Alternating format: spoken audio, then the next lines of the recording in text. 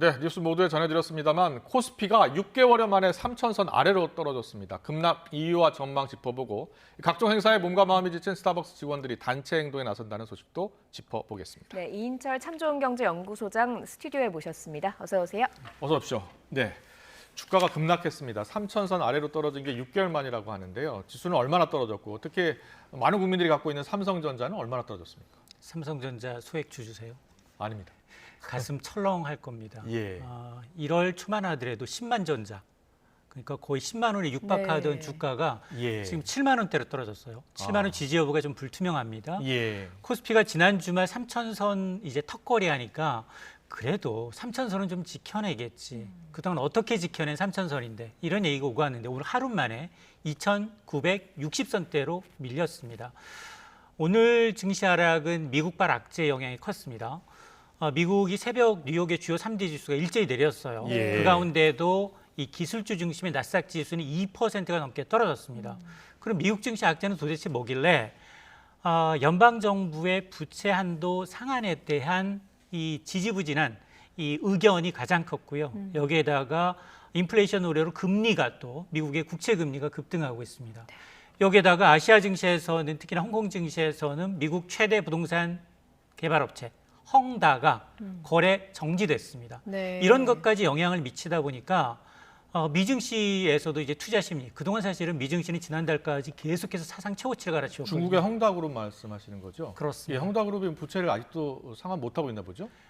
부채가 예. 이게 올 연말까지만 거의 8천억 원 가까운 부채가 정말 신압으로 돌아와요. 예. 지난달 23일에 돌아왔던 부채는 일부 상각한 것으로 보이지만 예. 그러나 이게 국내 채권의 정말 부도 처리 여부는 한 30일 정도 지나서 나타나는데 지금 그 이후로도 조금씩 부채가 만기가 돌아오고 있거든요. 그런데 지금 이 전액 상환할 이 능력 자체가 안 되다 보니까 네. 일부 헝다그룹의 자회사를 이제 넘기는 방식으로 분할 매각하는 방식으로 이제 조금 쪼개 팔고 있는 상황인데 아직도 그 리스크는 남아 있습니다. 예. 자, 그러다 보니까 이제 홍콩 증시에서 이제 주식 거래 정지된 것도 영향을 미쳤고 또 이제 미국이 이 인플레이션 압력이 커지게 되면 미 연준의 의도와는 달리 좀 더 빨리 긴축할 수 있다라는 우려감 때문에 네. 글로벌 전 증시가 지금 좋지 않은 상황입니다. 예, 예. 말 그대로 해외발 복합 위기가 있는 상태인 건데 그렇다면 국내 주식시장 앞으로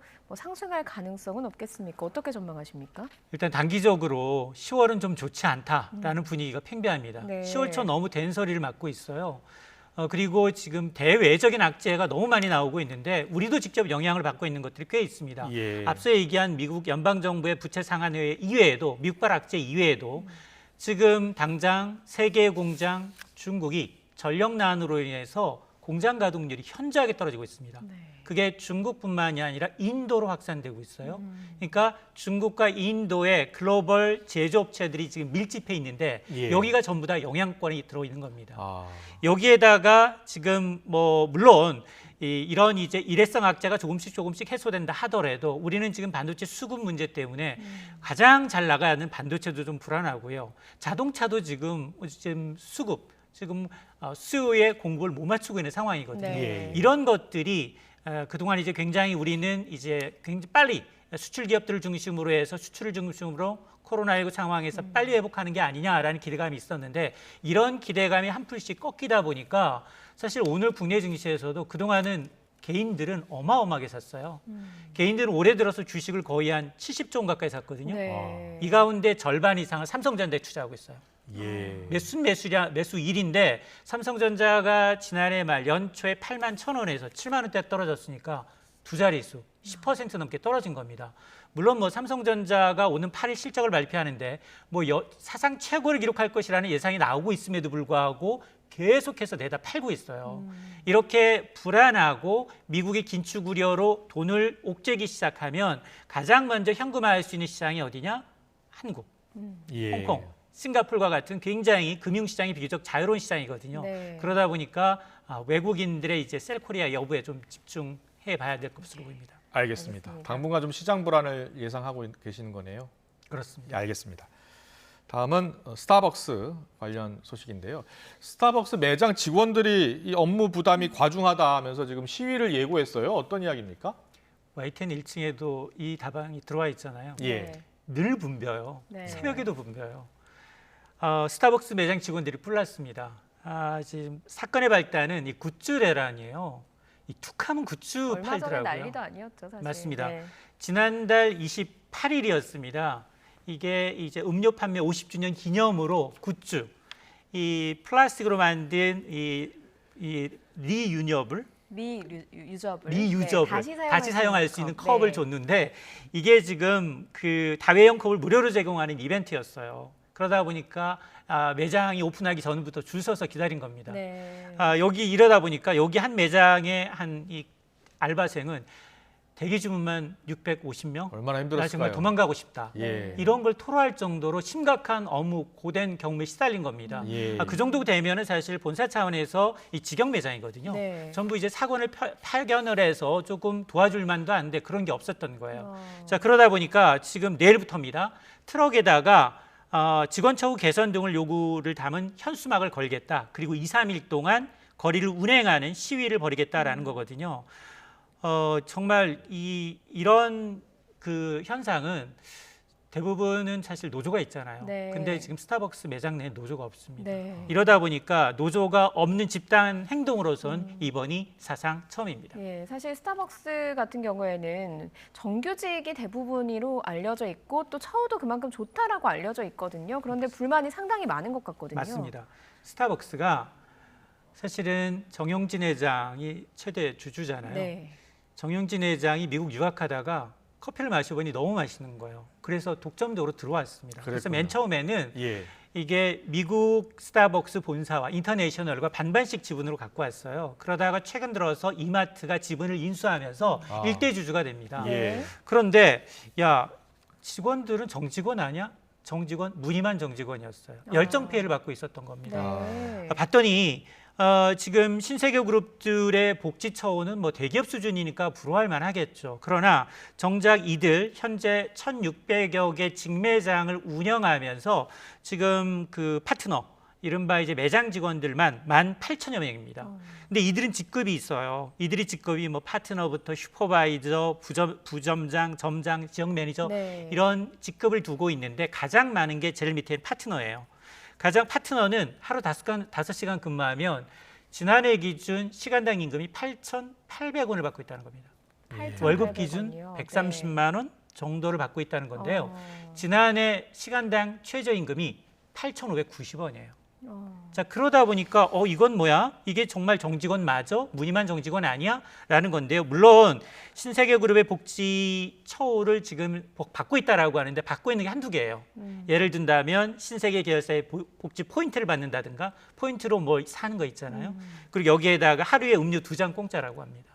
박하네요. 이게 복지래요. 네. 그러다 보니 이게 사실상 열정페이다라는 이제 불만의 목소리가 나오고 있는데 어쨌든 뭐 대학 등록금 지원이나 정말 신세계 정직원이 받는 것들은 굉장히 고참이면서 장기간 근속한 직원이 받을 수 있는데 그러나 스타벅스의 경우에는 굉장히 이 근무 경력이 짧은 이 직원들 위주로 돼 있다 보니까 네. 실질적인 복지 혜택은 거의 받지 못하고 있다라는 불만이 나오고 있습니다. 알겠습니다. 자, 스타벅스 코리아 대주주 측이 어떻게 대응하는지 보겠습니다. 계속해서 삼성전자가 접히는 스마트폰을 내놨는데 지금 큰 인기를 끌고 있어서 다른 경쟁사들도 내놓을 준비를 하고 있다 이런 소식이 있더라고요. 제가 실제로 그 삼성 매장을 가봤어요. 근데 매장에 사람이 그렇게 별로 없어요. 예. 왜냐하면 사전 예약이 좀 불티나게 팔린 것 같습니다. 네. 그랬군요. 예. 그래서 지난 이 8월 27일에 출시를 했는데 네네. 사전 예약을 받아보니까 전자기입에서 최대한 5배 정도로 수요가 많네라는 예. 겁니다. 자, 그래서 이제 그동안 이제 스마트폰 시장의 고가 시장에서는 삼성과 애플이 저가 시장에서는 화웨이나 다른 업체들이 경쟁하고 있는 네. 업체였는데 이렇게 지금 삼성이 폴더블 폰이 인기가 있으니까 경쟁사들이 지금 후끈 달아오르고 있습니다. 일단 마이크로소프트가 기존의 폴더블 폰과는 조금 다른 형태의 폴더블 폰을 네. 내놨고요.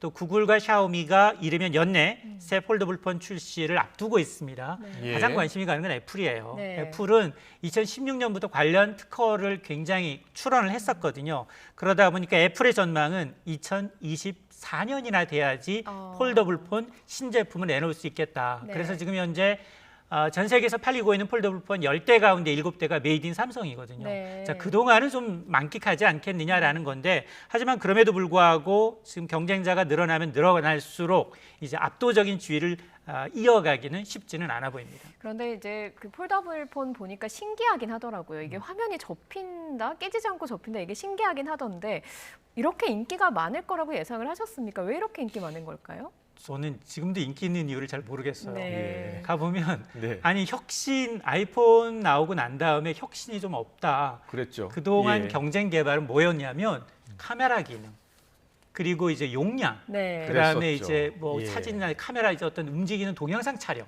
뭐 이런 기능만을 굉장히 이제 돋보이게 했지 별다른 혁신이 없었어요.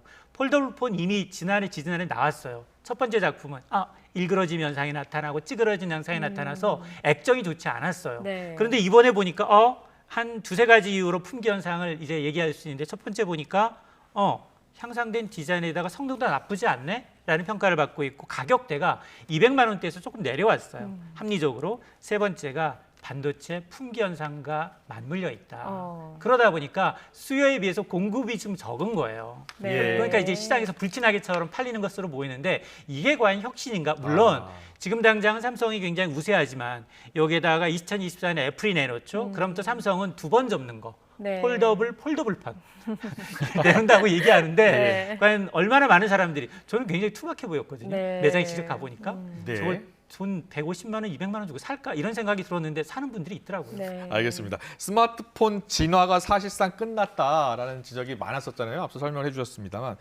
정말 깜짝 놀랄 새로운 스마트폰 개발 계획 혹시 들으신 거 있습니까? 저는 예. 더 이상의 진화는 없다. 다만 예. 이 스마트폰의 융복합, 기존에 나와 있는 기기와의 결합이 더 늘어날 것이다. 네. 스마트폰 하나를 가지고서 자율주행차의 차키 기능을 하고요. 집안에 있는 가전제품을 작동을 하고요. 뇌가 아팠을 때 바로 병원으로 연락을 해주고요. 이런 이제 융복합 기술이 스마트폰 안으로 더 들어갈 것이다. 예. 이걸 통해서 스마트폰이 뭐 더 진화하면 뭐 날아다니는 폰 정도 생각하겠는데 이거는 불가능하잖아요.